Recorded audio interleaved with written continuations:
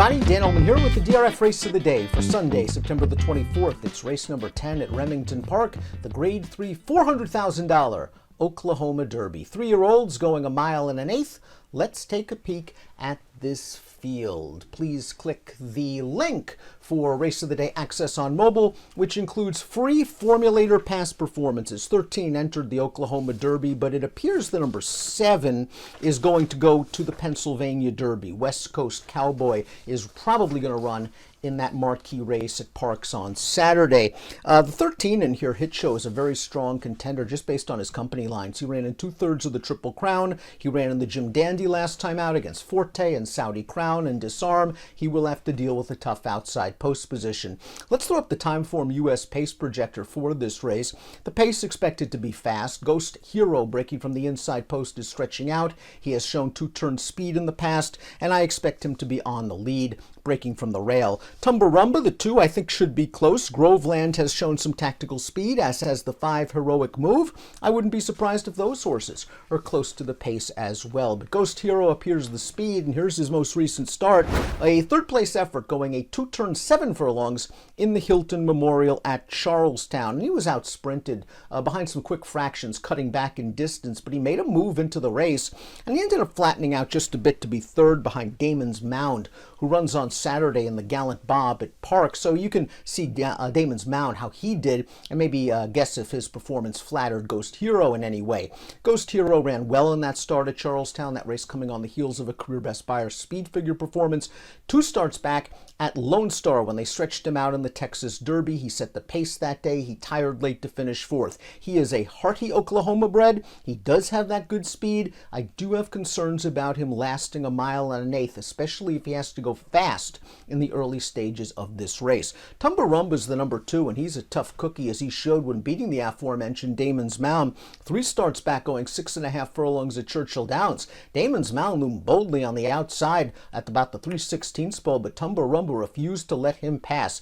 I think Tumbarumba had a big excuse for his race 2 starts back, a no-show effort in the Maxfield. It was a sloppy track, and he seemed to hate it. He was wired that day by graded stakes winning sprinter Rivet, who's also in the Gallant Bob on Saturday, but I just don't think he liked the wet track at all, and Tumbarumba bounced back on firmer footing in his most recent start, the Ellis Park Derby, where he drew a good inside post. Remember, the mile races on the main track at Ellis Park come out of the chutes. You make kind of a sharp left-hand turn heading into the backstretch. Tumbarumba was able to save some ground, but he was able to gut it out again. He is tough, he is tactical, and he seems to be improving. His last Beyer speed figure puts him right in the mix. He's a square price on the morning line.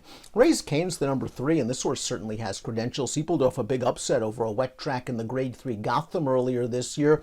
And while he hasn't reached the winner's circle since the Gotham, he performed nicely 2 starts back in the Indiana Derby, just getting beat a nose by odds-on favorite Verifying. His most recent race was the West Virginia Derby, and he just seemed a little bit flat after making a bid on the far turn. Couldn't finish with the likes of Red Route 1 as the favorite.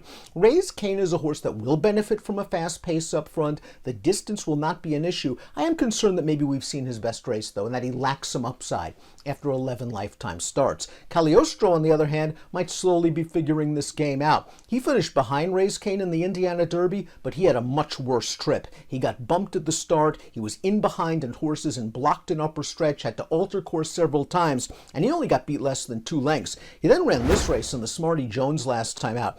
A race contested over an intensely speed-favoring track at Parks. Cagliostro followed the winner's cover. That's so Miracolo was forced out into the stretch, had to alter course back inside when that horse started drifting, and he stayed on okay for second. Cagliostro is a horse that just seems to be slowly improving with every start for an excellent trainer in Cherie DeVoe. Another horse that I think will get the distance and is tactical enough to sit off the pace without burning himself out, but getting the jump on the true one-run closers that need to fall far behind.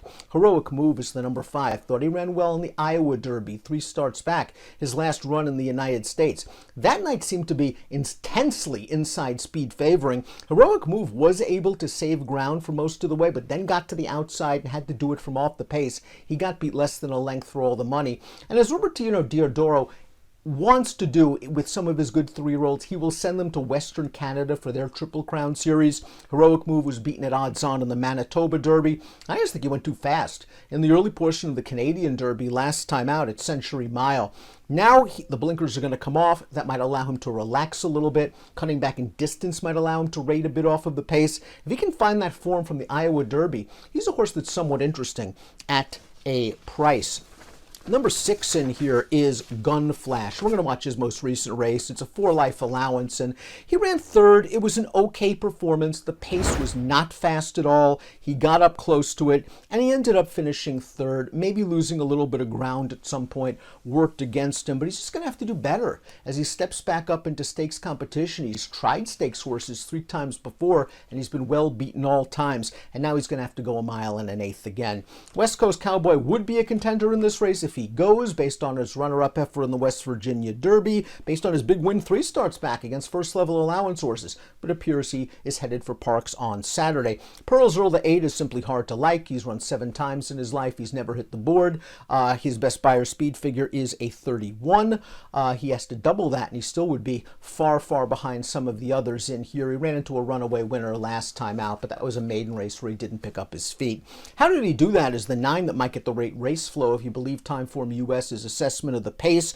He did for the win in the Iowa Derby at 48-1 3 starts back. I liked the way he won that race because, again, that track seems speed favoring. He came from out of it to dead heat. In the Ellis Park Derby 2 starts back, while he was beaten by Tumbarumba, he didn't break very well, so maybe he had an excuse. Here's his start in the Super Derby. He ran 3rd going 1 mile and 1/8, and I just wish he ran a little bit better. It was a fine effort, a good performance, but just not up to the standards of what we could expect from him from his Iowa Derby run 3 starts back. He has to start proving that that race was not a fluke, but he's been a solid stakes campaigner for a long time, and maybe he'll just get a better race flow. The pace wasn't necessarily hot last time out in the Super Derby. It could get hot here. I could see him perhaps sneaking into a single race exotic at a very big price, but like Ray's Kane, he's a horse that's had his chances, and maybe we sort of know what he is at this point in his career. Red Route 1 has had a very nice season for trainer Steve Asmussen. He was 2nd in the Rich Rebel Stakes. He ran in 2/3 of the Triple Crown. He won this race, the West Virginia Derby, 2 starts back, and he did it utilizing his style. This is how Red Route 1 runs. He falls far behind early. He makes 1 run. If the pace is fast and he gets a clear trip, you can depend on him to make that run. He beat 3 of these same horses in the West Virginia Derby, and the 3rd place finisher came back to earn a 100 buyer speed figure in the H. Allen Jerkins at Saratoga. Red Route 1 tried turf last time out. A, I don't think that's his surface. B, he just didn't get the right setup. Trying to rate from mid-pack in a race where they ran 1:16-3 for 3/4. He'll get the pace set up here. He'll be kicking late. Red Route 1, though, sometimes it's a little bit too much for him to overcome in the stretch if he is stopped at any point. Groveland is the 11. I always want to try to make a case for this horse. I still think he has some upside. He's getting blinkers for the first time.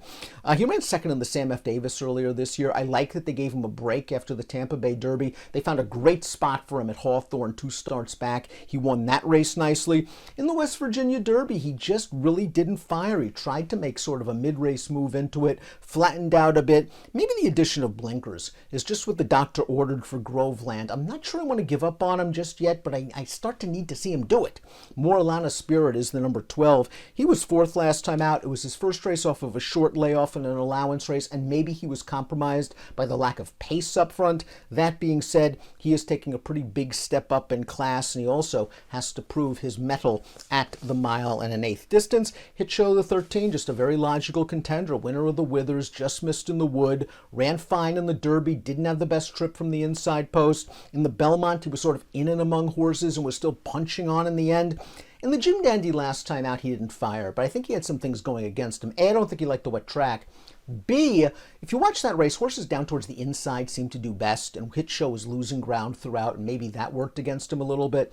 I do think the blinkers on, I think that's going to help Hit Show a lot, because when you watch his races, he just has to be scrubbed on constantly to remain in the race. Maybe the blinkers give him some focus and some needed early ability. This post, though, is not a friend to the 13. hit show. Before we get to my top selection, please click the subscribe button on the Daily Racing Form YouTube channel for the latest DRF videos.